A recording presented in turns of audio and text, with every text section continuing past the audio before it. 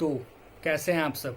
अब तक हमने बात करी सैलरी और अलाउंसेस के बारे में, लेकिन अब हम जो टॉपिक करने जा रहे हैं उस टॉपिक का नाम है रिटायरमेंट बेनिफिट्स। यानी कि दोस्तों रिटायरमेंट के टाइम पर होने वाले बेनिफिट्स कि हम जानेंगे कि कौन कौन से होते हैं ये बेनिफिट्स, जिसमें से पहला पॉइंट हमारा ग्रेचुइटी ही है। तो ग्रेचुइटी की हम आज की वीडियो में बात करने वाले हैं। बाकी जो बेनिफिट्स मिलते हैं रिटायरमेंट के टाइम पर, इसकी आपको अलग से वीडियो मिलने वाली है। ठीक है, तो आइए दोस्तों हम ग्रेचुइटी से स्टार्ट करते हैं कि क्या होती है ग्रेचुइटी।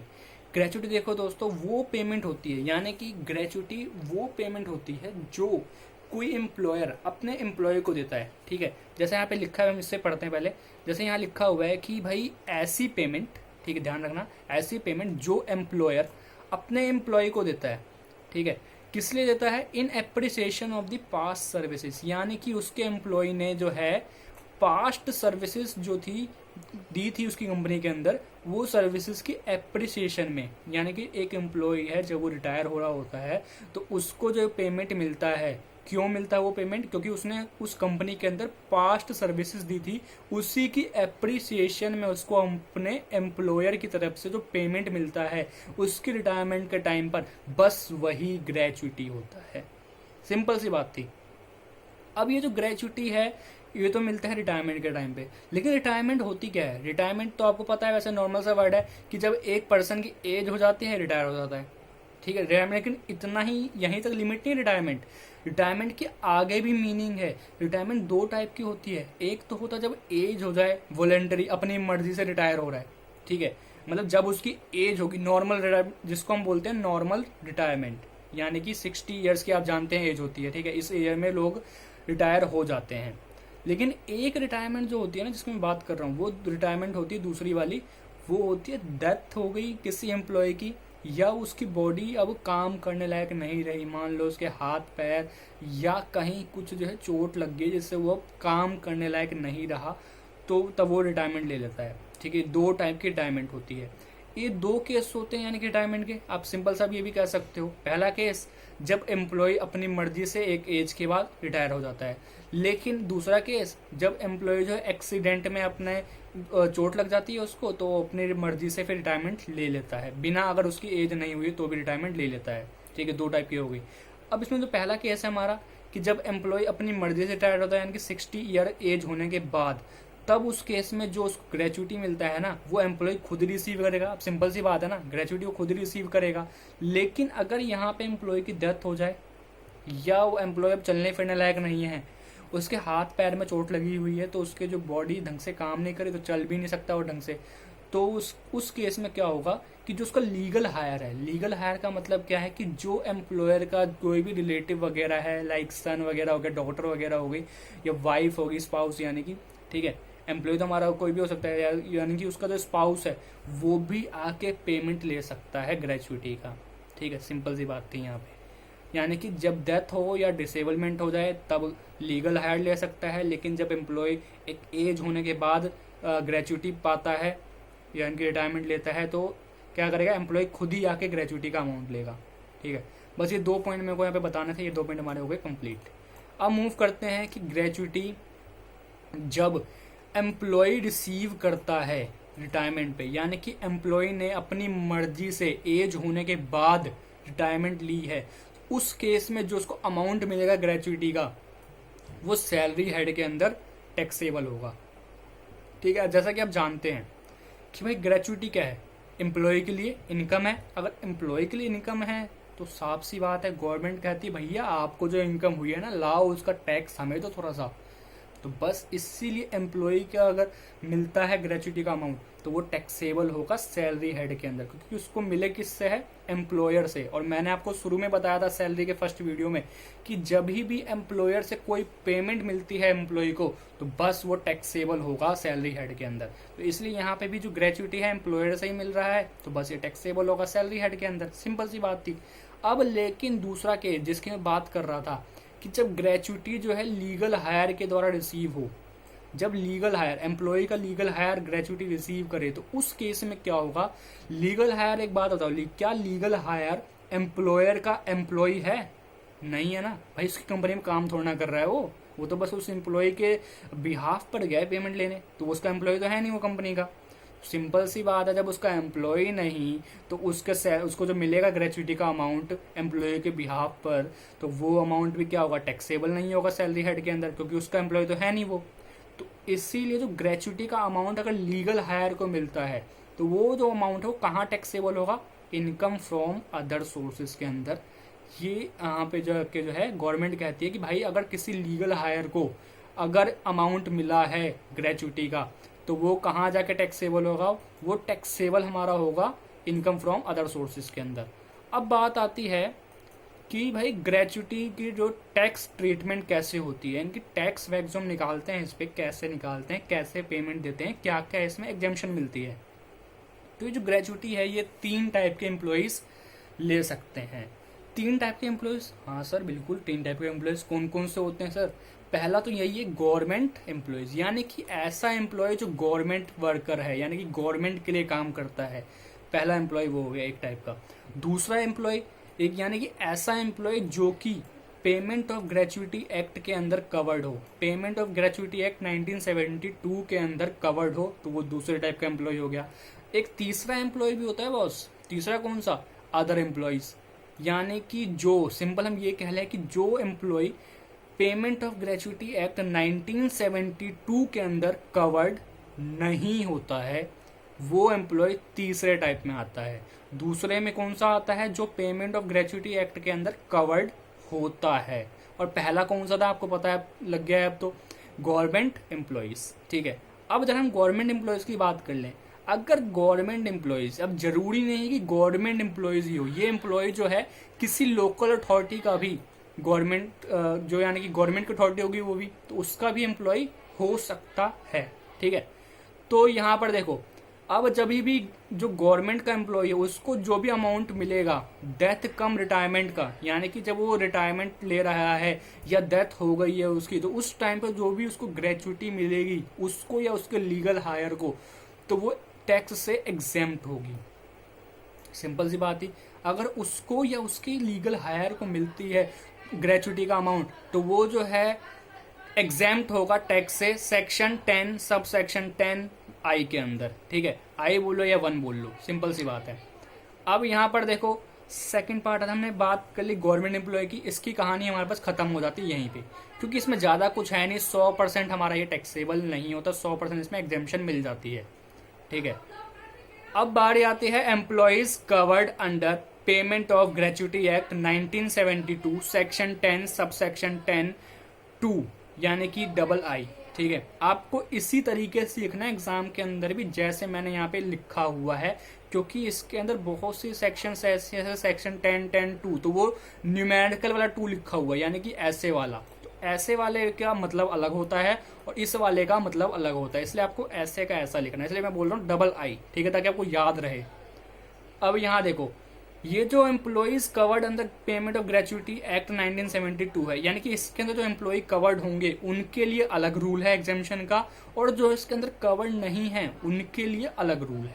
ठीक है, अब इसके अंदर देखो, अब जो section 4 sub section 1 of the payment of gratuity act, अभी हमने ऊपर पढ़ा सेक्शन 10 सब सेक्शन 10 और डबल आई, ये जो सेक्शन है ये कहाँ पे है, ये इनकम टैक्स एक्ट में। ठीक है, जो हमने ऊपर पढ़ा अभी यहाँ पे सेक्शन 10 सब सेक्शन 10 डबल आई, ये सेक्शन किस में है, इनकम टैक्स एक्ट 1961 में है। और जो हम यहाँ पे पढ़ रहे हैं सेक्शन 4 सब सेक्शन 1, ये कहाँ पर है, पेमेंट ऑफ ग्रेचुइटी एक्ट 1972 के अंदर। ठीक है, इस बात को याद रखना।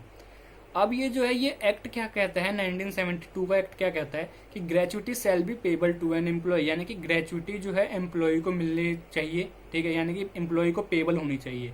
ठीक है, on the termination of his employment, यानी कि सिंपल सी बात है रिटायरमेंट के टाइम पर, जो मैं आपको पीछे बता चुका हूँ, टर्मिनेशन ऑफ एम्प्लॉयमेंट या रिटायरमेंट के टाइम पर एक ही बात है, जो उसको पेमेंट होनी चाहिए ग्रेचुइटी की, ये एक्ट कहता है।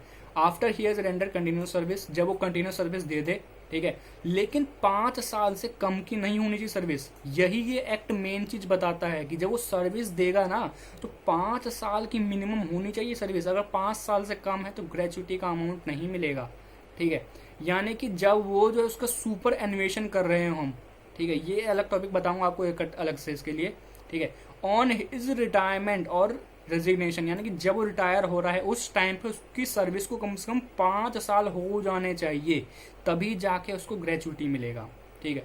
और ऑन हिज डेथ और डिसेबलमेंट ड्यू टू एक्सीडेंट, यानी कि जब उसकी डेथ हो गई तो उस टाइम तक वो 5 साल पूरे कर लेने चाहिए कि मतलब कि उसको जो है ग्रेचुइटी मिलने के लिए। लेकिन दोस्तों मैं आपको एक बात बता दूं, यहाँ पे जो डेथ वाला जो है ये कंपलसरी नहीं है, कि ये जरूरी नहीं है कि भाई 5 साल हो ही। ठीक है, क्योंकि आप जानते हैं डेथ तो कभी भी हो सकती है, तो नेचुरल है। ठीक है, तो ये एप्लीकेबल नहीं है। ये खाली यहाँ पे आपको थोड़ा सा समझाने के तरीके से मैंने बोल दिया पहले कि भाई ऐसा होना चाहिए, बट यहाँ पर ये चीज़ आपको ध्यान रखना है कि भाई 5 साल वाला जो क्राइटेरिया है वो डेथ के केस में या डिसेबलमेंट के केस में एप्लीकेबल नहीं है। ठीक है, अब यहाँ देखो, अब इसकी एग्जाम्पशन देख लेते हैं। हमने ये पढ़ लिया कि भाई क्या किसको मिलता है और कैसे मिलता है, क्या क्राइटेरिया होती है मिलने की। अब हम देखेंगे एग्जाम्पशन कैसे मिलती है। अब ग्रेचुइटी का अमाउंट कुछ भी हो, मिल गया ना, बस ठीक है, मिल गया तो आपकी इनकम है। गवर्नमेंट कहती है भाई आपको ग्रेचुइटी का अमाउंट मिला, मतलब आपकी इनकम है। भैया इनकम है आपकी तो सैलरी में जोड़ो, क्योंकि आप अभी जीवित हो, जिंदा हो, तो आप अपनी सैलरी में जोड़ोगे। ठीक है, आपको अपने एम्प्लॉयर से मिला है तो आप अपनी सैलरी में जोड़ो, उस सैलरी में उसका हमको टैक्स दो। यानी गवर्नमेंट क्या करेगी, भाई ग्रेचुइटी का अमाउंट मिला तो ग्रेचुइटी पे अमाउंट पर वो टैक्स लेगी आपसे। सिंपल सी बात है। अब ग्रेचुइटी का अमाउंट पर अगर आपसे वो टैक्स लेती है गवर्नमेंट, तो आप पे बर्डन आएगा। गवर्नमेंट भी सोचेगी भाई कि यार एम्प्लॉय पे बर्डन भी तो आ सकता है, आएगा ही आएगा। भाई एम्प्लॉय जो है टैक्स देने से मना कर देंगे तो गवर्नमेंट ने क्या कहा है कि भाई आप टैक्स दो, लेकिन ठीक है हम आपको एग्जेम्पशन दे देते हैं थोड़ी थोड़ी, कि आप हमको टैक्स भी दे दो, हम आपको थोड़ी एग्जेम्पशन दे देंगे कि आप उस लिमिट तक आपके ऊपर कोई टैक्स नहीं लगेगा। तो एम्प्लॉय ने कहा चलो ठीक है। तो वो कौन कौन से एग्जेम्पशन है जो गवर्नमेंट ने बताई है वो सुनते हैं, यहाँ पे पढ़ते हैं। अब देखो, पहले एग्जाम्पशन जो है, 3 टाइप की एग्जाम्पशन होती है, इन तीनों में से कोई एक ही एप्लीकेबल होता है। ठीक है, यानी कि जो सबसे मिनिमम अमाउंट होगा बस उसी अमाउंट की आपको एग्जाम्पशन मिल जाएगी।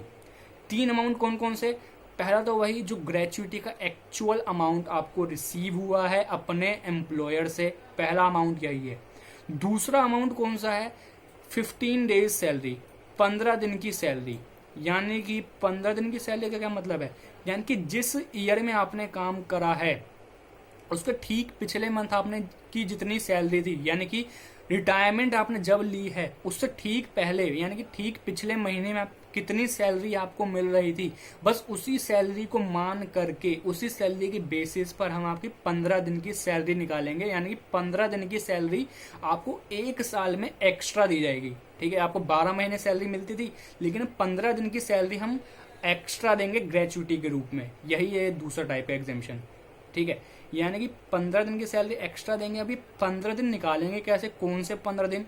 तो ये 15 दिन के लिए क्या मतलब है कि जो पिछले महीने जो आपको सैलरी मिल रही थी बस उसको मल्टीप्लाई कर दो 15 से, 15 से, और डिवाइड कर दो 26 से। यहाँ पे 26 मैंने वर्ड बोला है, ये 26 क्या मतलब है? महीने का है, यानी कि महीने में जितने दिन होते हैं। अब आप बोलोगे सर महीने में तो कितने होते हैं, 30 दिन होते हैं, 30 होते हैं, बट हमने 26 क्यों लिखा है यहाँ पे? क्योंकि दोस्तों देखो, गवर्नमेंट का ये मानना है कि भाई जो ये पेमेंट ऑफ ग्रेचुइटी एक्ट के अंदर जो कवर्ड होते हैं एम्प्लॉय, उनके लिए 26 डे ही वर्किंग डेज होते हैं, इसलिए 26 डे से हमने डिवाइड करा है। ठीक है, यानी कि जो 15 है, मतलब 15 की सैलरी और जितनी पिछले महीने की सैलरी थी वो, और एक महीने में जितने वर्किंग डे होते हैं वो, ठीक है, उससे डिवाइड कर दिया वर्किंग डे से और मल्टीप्लाई कर दिया 15 और इनटू में सैलरी को, लास्ट मंथ की सैलरी। ठीक है, and number of completed year of service, यानी कि वो कितने साल आपके ऑर्गेनाइजेशन में उसने काम करा है, लाइक 10 साल, 20 साल, 40 साल, 50 साल, उससे जगह ज़्यादा तो हो नहीं सकता वो। ठीक है, जितने साल उसने काम करा है बस उससे मल्टीप्लाई कर देंगे। यानी कि क्या मतलब है मेरा, कि मान लो किसी एम्प्लॉय ने 20 साल काम करा है तो 20 साल की हर साल 15-15 दिन की ग्रेचुइटी का अमाउंट, यानी कि उसकी सैलरी का अमाउंट जो उसको एक्स्ट्रा देते जाएंगे ग्रेचुइटी के रूप में, इसलिए 20 से मल्टीप्लाई करा है कि हर साल उसको 15 दिन की सैलरी एक्स्ट्रा मिलेगी करंट सैलरी के बेसिस पर। ठीक है, थर्ड पॉइंट है, अभी हम क्वेश्चन करेंगे आपको समझ आएगा। थर्ड पॉइंट है 20 लाख, यानी कि तीसरा एग्जाम्पशन कितनी मिल सकती है? ज़्यादा से ज़्यादा ये लिमिट है बॉस, ये लिमिट है कि इससे ज़्यादा एग्जाम्पशन नहीं मिल सकती। 20 लाख आपकी मैक्सिमम है, अगर इससे ज़्यादा हो गई तो जितनी ज़्यादा है वो टैक्सेबल होगा, और बाकी 20 लाख उसमें से माइनस करके वो एग्जेम्पशन मिल जाएगी। ठीक है, समझ आ गया है यहाँ पे। अब देखो जरा, ये जो सैलरी हमने ऊपर पढ़ा अभी, ये सैलरी का क्या मतलब था? इस सैलरी का मतलब ये था, जैसा कि हम अलावेंसेस में हमने पढ़ा था, क्या पढ़ा था अलावेंसेस के अंदर? बेसिक पे और डीए, और डीए में कौन सा पार्ट? Forming part. लेकिन यहाँ पर सैलरी का मतलब थोड़ा सा अलग है। बेसिक पे तो आएगा ही आएगा, जो लास्ट मंथ आपने जो लास्ट सैलरी ड्रॉ करी, यानी कि जो लास्ट सैलरी आपने कंपनी से ली है, वो तो आएगा बेसिक पे। ठीक है, और उसके साथ में जो डीए है, डीए में कौन सा आएगा? चाहे वो फॉर्मिंग हो चाहे फॉर्मिंग ना हो, दोनों ही पार्ट आएंगे सैलरी के अंदर बॉस। ठीक है, दोनों को ऐड कर दो, बेसिक पे और डीए को, तो बस जो आएगा वही आपकी सैलरी होगी। और उसको यहाँ पे 15/26 से मल्टीप्लाई, और इंटू में जितने ईयर उसने काम करा है उससे मल्टीप्लाई, तो इससे आपकी निकल जाएगी ग्रेचुटी की, कितना ग्रेचुटी उसको मिलना चाहिए था उसके सर्विस के लिए। ठीक है, अब जैसे दोस्तों यहाँ पे एक काम आपको यहाँ पे और देखना है कि जो एम्प्लॉय कवर्ड होते हैं ना ग्रेचुटी एक्ट के अंदर, उनके केस में एक बहुत ही स्पेशल खास चीज होती है। यानी कि कोई एम्प्लॉय अगर आपके ऑर्गेनाइजेशन में 11 ईयर 5 मंथ काम करा है, तो और ऊपर से वो पेमेंट ऑफ ग्रेचुटी एक्ट 1972 के अंदर कवर्ड भी है, तो 11 ईयर 5 मंथ को हम 11 ईयर मान लेंगे, इस 5 मंथ को हम इग्नोर कर देंगे। ठीक है, ये बहुत ही स्पेशल चीज है। लेकिन इसमें एक और स्पेशल बात और जुड़ जाती है। अगर किसी एम्प्लॉय ने 11 ईयर 8 मंथ्स काम करा है, यानी कि किसी एम्प्लॉय ने 6 मंथ से ज्यादा काम करा है आपके ऑर्गेनाइजेशन में, 6 मंथ से ज्यादा, तो उसको 1 पूरा ईयर हम कंप्लीट मानते हैं। यानी कि 6 मंथ से कम तो हम उसको जो है, फिर जैसे मान लो यहाँ पे 6 मंथ से कम था ना 5 मंथ, तो हमने 5 को इग्नोर कर दिया था, तो बस इसलिए हमने 11 लिखा था खाली। लेकिन अगर यहाँ पे ये 8 लिखा है, 6 से ज्यादा है, तो 6 से ज्यादा तो हम उसको पूरा कंप्लीटेड ईयर मान लेंगे, यानी कि 12 ईयर बन जाएगा वो। ठीक है, बस यही आपको ध्यान रखना है, इसमें यही स्पेशल पॉइंट है। ठीक है, अब मूव करते हैं कि जब एम्प्लॉय कवर्ड ना हो किसके अंदर? ग्रेचुटी एक्ट के अंदर। ठीक है, लेकिन इसके पहले हम एक छोटा सा क्वेश्चन डिस्कस कर लेते हैं, ताकि आपको ऊपर वाला पॉइंट जो है, यानी कि payment covered, employees covered under payment gratuity act के अंदर जो है, क्वेश्चन आपको मीनिंग पूरा क्लियर हो जाए इसका। ठीक है, तो आइए स्टार्ट करते हैं इसकी मीनिंग क्लियर करने के लिए। तो देखो दोस्तों, हमारे क्वेश्चन अभी आएगा ये रहा। ये देखो क्वेश्चन मैंने यहाँ पे उठा लिया है, जैसे ये लिखा हुआ है, R join the service on 1/6/2000, यानी कि आर ने सर्विस ज्वाइन करी 1 जून 2000 को। ठीक है, he retired from his service on 17/11/2018, यानी कि 17 नवंबर को वो रिटायर हो गया। ठीक है, एंड रिसीव्ड ₹21,20,000 एज ग्रेचुटी, और उसको ग्रेचुटी का अमाउंट कितना मिला? 21,20,000। ठीक है, at the time of retirement his basic salary was 1,40,000 and dearness allowance ₹70,000 per month. यानी कि जब रिटायर हुआ ना, उस टाइम पे उसकी 1,40,000 सैलरी थी, और डियरनेस अलाउंस उसका 70,000 पर मंथ था। ठीक है, और उसने बोला हुआ जिसका 60% जो है सैलरी का पार्ट है, जिसका 60% सैलरी का पार्ट है, फॉर्मिंग पार्ट की बात हो रही है। जब भी आपको ये बोले 60% जो है सैलरी का पार्ट है, तो फॉर्मिंग पार्ट है इसका मतलब। ठीक है, हमको निकालना क्या है? हमको निकालना इसमें यह है कि compute the amount of gratuity exempt, यानी कि कितना अमाउंट जो है ग्रेचुटी का एग्जाम्प्ट होगा टैक्स से, और कितना अमाउंट जो है वो इंक्लूड करेंगे हम ग्रॉस सैलरी के अंदर टैक्स के पर्पज से। ठीक है, तो आइए देखते हैं। तो यहाँ पे लिखा हुआ जैसा कि अगर एम्प्लॉय जो है कवर्ड हो किसके अंदर? ग्रेचुटी एक्ट के अंदर, पेमेंट ऑफ ग्रेचुटी एक्ट के अंदर अगर वो कवर्ड हो तो क्या केस होगा, तो क्या आंसर आएगा? और दूसरा है हमारा, अगर वो कवर्ड ना हो तो क्या केस होगा? इसको हम अलग से डिस्कस करेंगे, अभी हम इसके टॉपिक करेंगे तब करेंगे, बट पहले पहला पार्ट देख लेते हैं क्या है ये। तो इसके लिए देखो दोस्तों, वो ज्वाइन उसने कब करा? 1 जून को ज्वाइन करा, और रिटायर कब हुआ? 17 नवंबर को रिटायर हुआ। हम यहाँ पर ये देखेंगे कि वो कितने साल हमारे जो कंपनी है वहां पर उसने कितने साल वर्किंग करी, कितने साल उसने अपनी सर्विसेज दी। तो यहाँ पे देखो, हमने यहाँ पे कैलकुलेट करा हुआ है 1 जून 2000 टू 17 नवंबर 2018, 18 ईयर 5 मंथ 17 डेज उसने जो है हमारी कंपनी के अंदर अपनी सर्विसेज दी। अब यहाँ पे क्या लिखा था पहला पॉइंट कि वो कवर्ड है किसके अंदर, ग्रेचुइटी एक्ट के अंदर कवर्ड है। तो कवर्ड है तो इसका मतलब क्या है, और ये जो 5 है ये 6 से कम है, तो इसका मतलब क्या है, इस सबको इग्नोर कर देंगे। कितना बचा खाली 18 ईयर को हम क्या करेंगे, कंसीडर करेंगे अभी पेमेंट अमाउंट जो है ग्रेचुइटी का वो निकालने के लिए। ठीक है, तो आइए स्टार्ट करते हैं। तो एग्जेम्पशन जो है मैंने आपको बताया 3 एग्जेम्पशन मिलती हैं, उन तीनों में जो सबसे मिनिमम होगा वही एग्जेम्पशन के रूप में आपको मिल जाएगा। ठीक है, तो 3 टाइप की एग्जेम्पशन थी हमारी, कौन कौन सी, पहली actual amount of gratuity received, दूसरी 15 days salary of for every year of service, यानी कि हर कंप्लीटेड ईयर जो है सर्विस का उसके लिए जो 15 डे की सैलरी एक्स्ट्रा देंगे उसको वो, और तीसरा है 20 लाख।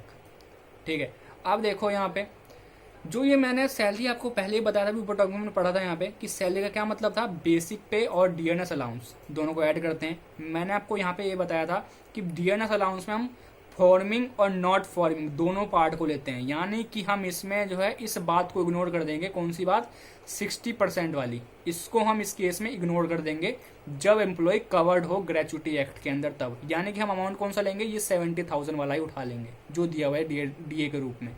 ठीक है, तो यहाँ देखो हमने यहाँ 70,000 उठा लिया डीए का अमाउंट, और सैलरी कितनी थी लास्ट वाली 140 थी, दोनों को कर दो ऐड, कितना आएगा 2,10,000, ये आंसर आया आपका। बस ये हमारा निकल गया सैलरी। हमको निकालना क्या है, लेकिन 15 डे की सैलरी निकालनी है यहाँ पे, कि हर कंप्लीटेड ईयर ऑफ सर्विस के लिए उसकी 15 डे की सैलरी कितनी निकलती है जो पेमेंट देता अपने जो मतलब वो पेमेंट लेता अपने एम्प्लॉयर से। तो यहाँ पे देखो मैंने आपको बताया था 15/26 से क्या करते हैं, मल्टीप्लाई करते हैं जो हमने सैलरी निकाली थी अभी उसको, यानी कि 2,10,000 हमने ऊपर सैलरी निकाली थी, और मल्टीप्लाई किससे करेंगे, जितने साल उसने आपके ऑर्गेनाइजेशन में काम करा है, यानी कि 18 ईयर उसने हमारे ऑर्गेनाइजेशन में काम करा है, बस सबको मल्टीप्लाई कर दो और आंसर निकाल लो। ये आपका आंसर आ जाएगा 21,80,769। ठीक है, ये 18 से क्यों मल्टीप्लाई करा आपको रीजन पता ही होगा, क्योंकि उसको हर साल हम 15 दिन की सैलरी एक्स्ट्रा दे रहे हैं, इसलिए वो ग्रेचुइटी का अमाउंट बनता चला जाएगा। इसलिए हमने 18 ईयर के लिए हमने उसको हर साल 15 दिन की सैलरी एक्स्ट्रा दी, तो वो 18 ईयर का अमाउंट जो ग्रेचुइटी का अमाउंट आ जाएगा। ठीक है, तो हमारा ग्रेचुइटी अमाउंट आ गया वहाँ पे। अब इसको यहाँ पे लिख देंगे 21,80,769। ठीक है, और हमको मिल कितना रहा था वैसे, 21,20,000, यानी कि जब वो रिटायर हो रहा था तब। अब तीसरा क्या था हमारा 20 लाख, तो इसका मतलब क्या है, सबसे छोटा कौन, सबसे छोटा 20 लाख। 20 लाख है, 20 लाख की आपको क्या मिल जाएगी, एग्जेम्पशन मिल जाएगी बॉस, क्योंकि मैंने क्या बोला था, मिनिमम ऑफ द फॉलोइंग, जो सबसे कम वही एग्जेम्पशन। गवर्नमेंट कहती है टैक्स तुम हमको ज्यादा दो, एग्जेम्पशन हम तुमको कम देंगे। ठीक है, तो बस जो सबसे कम वो एग्जेम्पशन। तो यहाँ लिख लो यहाँ पे therefore 20 lakh shall be exempt from the gratuity amount and balance will be taxable, यानी कि ग्रेचुइटी अमाउंट कितना मिल रहा था आपको, 21,20,000 मिल रहा था, उसमें से 20 लाख आपने एग्जेम्प्ट ही कर दिया, तो कितना बचा, 1,20,000 बचा। तो बस ध्यान रहे उसी अमाउंट को सैलरी के अंदर टैक्स दे दोगे, बस खत्म कहानी हो गई इसकी यहाँ पर। अब इसका सेकंड पार्ट था, इसके लिए हम पहले वो टॉपिक कंप्लीट कर लेते जो हम टॉपिक हम कर रहे थे अभी। तो जो टॉपिक था हमारा कि भाई जो एम्प्लॉयज़ हैं जो पेमेंट ऑफ ग्रेचुइटी एक्ट के अंदर कवर्ड नहीं है, उनके केस में कैसे एग्जेम्पशन मिलती है। उनके केस में 3 टाइप के एग्जेम्पशन उनको भी मिलती है, लेकिन उनके केस में सेम क्राइटेरिया है, मिनिमम ऑफ द फॉलोइंग, जो सबसे कम होगा बस वही आपको एग्जेम्पशन मिलेगा। मैंने आपको मंत्र बता दिया है, सैलरी में से टैक्स ज़्यादा एग्जेम्पशन कम, तो बस ध्यान रहे एग्जेम्पशन आपको कम ही मिलने वाला गवर्नमेंट से। ठीक है, तो एग्जेम्पशन मिलता कौन कौन से है, तो यहाँ पे देखो पहला तो वही मिलेगा भाई कितना आपने अमाउंट रिसीव करा। ठीक है, और लास्ट वाला भी वही 20 लाख, ये दोनों सेम ही, जैसा हमने उसमें था कि कवर्ड अंदर पेमेंट ऑफ ग्रेचुइटी के अंदर तो सेम था उसमें भी, और इसमें वही दोनों लास्ट के और पहले वाला सेम है, लेकिन बीच का जो पॉइंट है ये थोड़ा सा अलग है और इसी में फ़र्क आता है। यही पॉइंट की वजह से जो है इन दोनों को अलग कर दिया जाता है कि भाई वो कवर्ड है उसके अंदर पेमेंट ऑफ ग्रेचुइटी एक्ट के अंदर और ये कवर्ड नहीं है, बस इसी पॉइंट को ध्यान में रखते हुए। ठीक है, तो इसका मतलब कि हम इस पॉइंट के हिसाब से कैलकुलेशन करेंगे अपने एग्जेम्पशन अमाउंट निकालने के लिए, कितना एग्जेम्पशन मिलना चाहिए, कितना मिलना है। ठीक है, ये सब निकालने के लिए तो इसमें देखो 15/30 इंटू में एवरेज सैलरी इंटू में कंप्लीटेड ईयर ऑफ सर्विसेज। ठीक है, ये 15/30 क्या है, 15/30 ज़्यादा कुछ नहीं है, बस इसका मतलब है half month salary, 15 day salary बोल लो, ठीक है, हाफ मंथ सैलरी या 15 डे सैलरी। और यहाँ पे आपको 30 ही लेना है, क्योंकि भाई ये अदर एम्प्लॉयज़ है, ये वो एम्प्लॉयज़ है जो कवर्ड नहीं है ग्रेचुटी एक्ट के अंदर, इसलिए इनके केस में 30 लेंगे, 30 लेंगे, 30 से डिवाइड करेंगे, 26 नहीं लेंगे, ठीक है, और 15 तो वही रहना ही रहना है, ठीक है। और एवरेज सैलरी, अब यहाँ पे एवरेज सैलरी वर्ड आता है। एवरेज का मतलब क्या होता है? एवरेज का मतलब ये होता है कि भाई जो आपके मतलब कि कंटिन्यूस आपको मंथ है, उन समय जो सैलरी मिली है, जितने मंथ की सैलरी है उतने मंथ से उसको मल्टीप्लाई करके, और जितने मंथ की सैलरी मिली है उतने मंथ से उसको डिवाइड कर देंगे, जो अमाउंट आएगा बस वही एवरेज सैलरी है। आप मीन आपने पढ़ा होगा, बस वही है ये, ठीक है। अब लेकिन बात ये थी एवरेज सैलरी, सर आखिर कितने मंथ की लेनी है एवरेज सैलरी? तो देखो दोस्तों, एवरेज सैलरी आपको लेनी है पिछले 10 महीने की, यानी कि जिस टाइम पे वो एम्प्लॉय रिटायरमेंट ले रहा है ना, बस उससे पिछले 10 महीने में देखो कितनी सैलरी थी, उन सबको ऐड करो और 10 से डिवाइड करो, बस वही एवरेज सैलरी आ जाएगी आपकी। यहाँ निकाल के दिखाया हुआ मैंने कि average salary of last 10 month immediately preceding the month in which such event occur. Event मतलब वही रिटायरमेंट, यानी कि जिस मंथ में रिटायरमेंट हो रहा है उससे पिछले 10 महीने की सैलरी को ऐड करो और 10 से डिवाइड करो, ठीक है। और यहाँ पे जो है सैलरी का क्या मतलब है, जो ये सैलरी है, ये सैलरी कौन सी निकालनी है? हम एवरेज सैलरी तो निकाल लेंगे, बट उस एवरेज सैलरी में सैलरी कौन सी लेनी है, किस बात को ऐड करना है, किस सैलरी को ऐड करना है? तो उसके लिए देखो, पहला तो वही क्राइटेरिया बेसिक पे, दूसरा है डीएनएस अलाउंस होना चाहिए। लेकिन डीएनएस अलाउंस के अंदर जैसा एचआरए में पढ़ा था आपने कि डीएनएस अलाउंस के अंदर जो है फॉर्मिंग पार्ट आना चाहिए। कैसा पार्ट? फॉर्मिंग पार्ट आना चाहिए वो, ठीक है। और तीसरा क्या है? Percent fixed commission on turnover, यानी कि टर्नओवर जो मिला है उस पर कितना परसेंटेज जो है फिक्स्ड है, ठीक है। जो टर्नओवर पे परसेंटेज मिला है आपको, उस पर कितना परसेंटेज फिक्स जो कमीशन मिला है, बस वैसी को बोला गया है कमीशन के रूप में, आप इसको यहाँ पे ऐड कर दोगे। बस सैलरी का मतलब यहाँ पे यही है। अब यहाँ पर देखो, अब हम अगर यहाँ पे बात करें, अगर कंप्लीटेड ईयर ऑफ सर्विस, एक वर्ड आया था यहाँ पे ऊपर, कंप्लीटेड ईयर ऑफ सर्विस, बस सेम इसका मतलब वही है जो हमने पीछे पढ़ा, भी पहले टॉपिक में पढ़ा था कि जितने साल उसने आपके ऑर्गेनाइजेशन में काम करा, बस उसी को आपको कंसीडर करना है कंप्लीटेड ईयर ऑफ सर्विस के रूप में। मतलब कहने का मतलब क्या है, सिंपल सी बात है इसका कि भाई अगर आपके ऑर्गेनाइजेशन में उसने 6 महीने से कम या 6 महीने से ज़्यादा काम करा, तो हम फिर भी उसको इग्नोर ही करेंगे। हम उसमें क्या करते थे, 6 महीने से कम वाले को इग्नोर करके हम उसको पिछले वाले पे लेकर जाते हैं कि 11 ईयर 5 मंथ लिखा था तो 11 ईयर मानते थे। अगर वहाँ पे 11 ईयर 8 मंथ लिखा होता था तो 8 को इग्नोर करके 12 मान लेते थे। लेकिन यहाँ पर ऐसा नहीं करना है। यहाँ पर अगर 9 लिखा हो या 3 लिखा हो, यानी कि 6 मंथ से कम वाला नंबर लिखा हो या 6 मंथ से ज़्यादा वाला नंबर लिखा हो, हम हमेशा दोनों को ही इग्नोर करेंगे और जो यहाँ पे लिखा होगा बस उसी को उठा के यहाँ लिख देंगे। यानी कि 11 ईयर का 11 ईयर ही रहेगा, 12 ईयर नहीं होगा ये। ऐसे ये तो 11 ईयर होता ही होता है, आपको पता है, मैंने पीछे पढ़ा भी था अभी ऊपर, ठीक है। अब यहाँ देखो, gratuity received by an employ. अब ग्रेचुटी जो है अगर एम्प्लॉय रिसीव करता है, यानी कि कुछ इंपॉर्टेंट पॉइंट, हम 3 पॉइंट इसमें उठाए हुए हैं हमने, ठीक है। लेकिन अगर इससे पहले आप जरा क्वेश्चन देखेंगे तो अच्छा रहेगा। इन 3 पॉइंट को हम आराम से डिस्कस करेंगे क्वेश्चन के बाद। तो आइए हम देख लेते हो second part, he is not covered under the payment of gratuity act, ठीक है। इसमें देखो he is not covered under the payment of gratuity act. तो इसके लिए 3 वही टाइप की एग्जाम्शन मिलती है, यानी कि पहला तो भाई ग्रेचुइटी अमाउंट कितना रिसीव हुआ है एक्चुअल में, दूसरा हाफ मंथ एवरेज सैलरी, यानी कि हाफ मंथ की average salary for every completed year of service, और तीसरा 20 लाख। 3 टाइप की हमको एग्जाम्शन का अमाउंट पता है। इन तीनों में से जो सबसे छोटू यानी कि जो सबसे कम होगा बस वही आपको एग्जाम्शन मिलेगा। पहला है भाई एक्चुअल अमाउंट कितना मिला है आपको इस क्वेश्चन में, 21,20,000, ठीक है। इस बात को याद रखना, 21,20,000, ठीक है। अब देखो हाफ मंथ सैलरी, तो अब देखो जो सैलरी में कौन सा आएगा, हमने सैलरी तो पढ़ लिया ऊपर कि भाई सैलरी में क्या क्या आना चाहिए। अब ये जो यहाँ पे सैलरी हमने क्वेश्चन में देखेंगे तो सैलरी के अंदर क्या क्या दे रखा है आपको, यहाँ पे बेसिक पे दे रखा है इस क्वेश्चन के अंदर, ठीक है। और क्या दे रखा है आपको, डीएनएस अलाउंस दे रखा है। यहाँ पे देखो सैलरी वॉज 1,40,000 और डीएनएस अलाउंस दे रखा है। और डीएनएस अलाउंस के अंदर भी 60% आपको दे रखा है फॉर्मिंग पार्ट। बस ये 2 चीज़ दे रखी है। बस अब यहाँ पे आप देखो कि जो ये सैलरी है, सैलरी में बेसिक पे और डीएनएस अलाउंस हमने ऊपर पढ़ा था अभी, और मैं ये भी तो पढ़ा था सर, कमीशन भी तो ऐड करते हैं। कमीशन कहाँ है इसके अंदर? नहीं है ना, तो बस कोई दिक्कत वाली बात नहीं। कमीशन नहीं है तो छोड़ो ना उसको, क्या दिक्कत है आपको? बस बेसिक पे और जो दे रखा है उसको ऐड कर दो। जो जो आपको क्राइटेरिया चाहिए ऐड करने के, वो चीज़ अगर आपको अवेलेबल है क्वेश्चन में तो उसको ऐड कर दो, नहीं है तो छोड़ दो। ठीक है।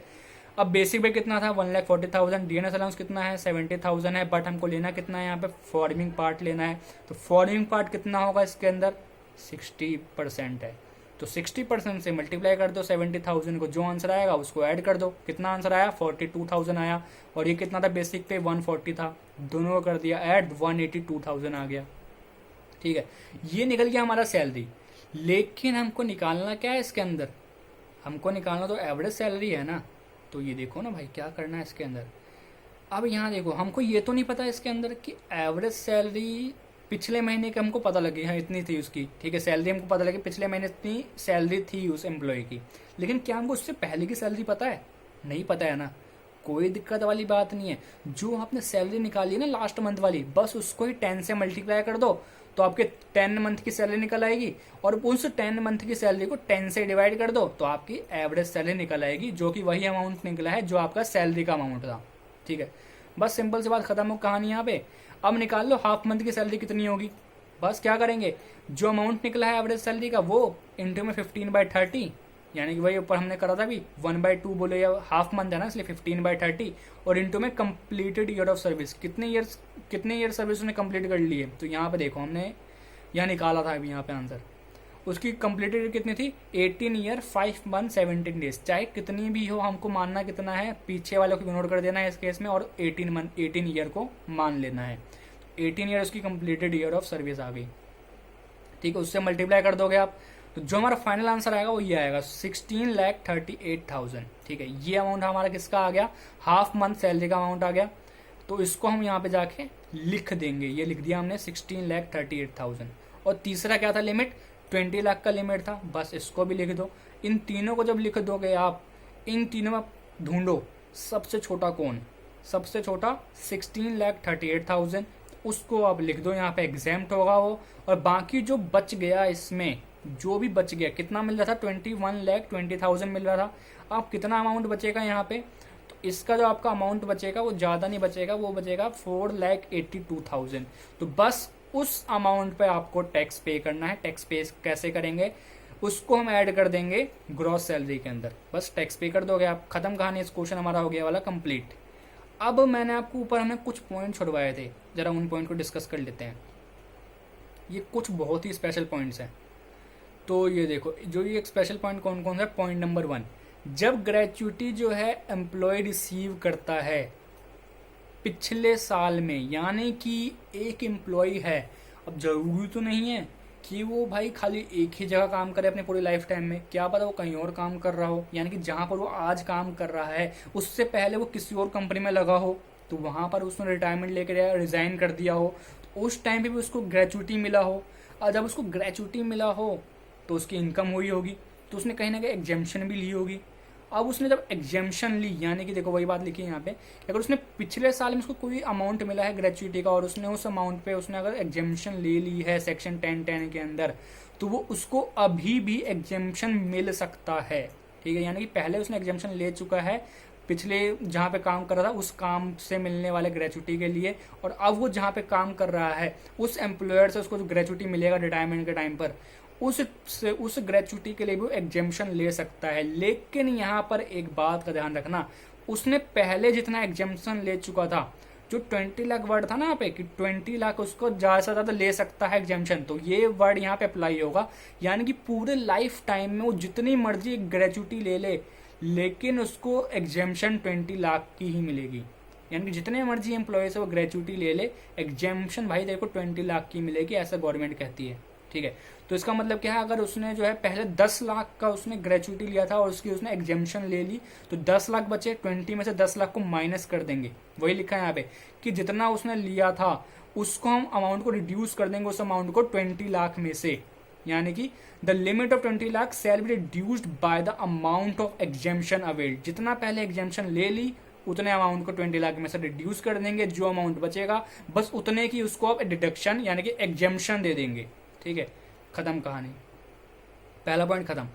अब यहाँ पे बारी आती है, अगर उसने एक से ज़्यादा एम्प्लॉयर से अगर उसने जो है ग्रेचुटी रिसीव करी और सेम प्रीवियस ईयर में, प्रीवियस ईयर यानी कि 2018-19 हम लोगों का, यानी कि हम जो आप अभी जो लास्ट ईयर जो हमारा था वो असेसमेंट ईयर 2019-20 था और प्रीवियस ईयर 2018-19, ठीक है। यानी कि जो बच्चे सेकेंड ईयर में है या जिन लोगों का एडमिशन जो है 2018-19 में के बाद हुआ है एसओएल के अंदर 2019-20 में, तो उनके लिए असेसमेंट ईयर जो है 2019-20 है, इसलिए, ठीक है।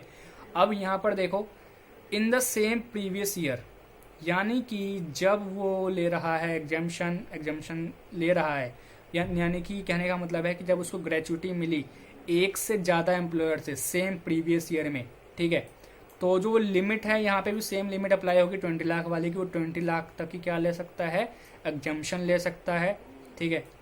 चाहे वो कितने मर्जी जो है एम्प्लॉयर से ग्रेचुटी ले ले, लेकिन उसको 20 लाख वाले एग्जाम्शन ही लगेगी, ठीक है। सिंपल सी बात है, 20 लाख उसकी लाइफ टाइम है, जितने मर्जी एम्प्लॉयर से ले तो भाई ग्रेचुटी, लेकिन एग्जाम्शन देखो 20 लाख तक ही मिलेगी, ठीक है। लेकिन उस सबको क्या करेंगे, यानी कि मान लो एक एम्प्लॉयर से उसने लिया 10 लाख और एक एम्प्लॉयर से लिया उसने 25 लाख, ठीक है। 10 और 25 कितने हुए, 35 हुए, दोनों का सम कितना आया, 35 आया, लेकिन एग्जाम्शन कितने की मिल सकती है, 20 की मिल सकती है। तो बस 20 के माइनस कर दो, बाकी कितना बचा, 15 बचा, 15 को ऐड करेंगे ग्रॉस सैलरी के अंदर और उस पर टैक्स दे देंगे, कहानी खत्म। अब यहाँ पे बारी आती है कि ग्रेचुटी, थर्ड पॉइंट है ग्रेचुटी एग्जेम्प्ट। ग्रेचुटी तभी एग्जेम्प्ट होगी जब वहाँ पर जो एम्प्लॉय है, यानी कि एम्प्लॉयर और एम्प्लॉय का रिलेशनशिप होगा, तभी ग्रेचुटी जो है एग्जेम्प्ट होगी, ठीक। उसी केस में हो सकते हैं जब एम्प्लॉयर एम्प्लॉय का रिलेशनशिप होगा तब, ठीक है। जैसा कि अगर LIC एजेंट को अगर मिल रहा है ग्रेचुटी अमाउंट अपने LIC कंपनी से, तो वहाँ पे वो एग्जाम्शन नहीं मिलेगी, क्योंकि LIC एजेंट जो है कंपनी का एम्प्लॉय नहीं है, तो इसलिए उसको एग्जाम्शन नहीं मिलेगी, ठीक है।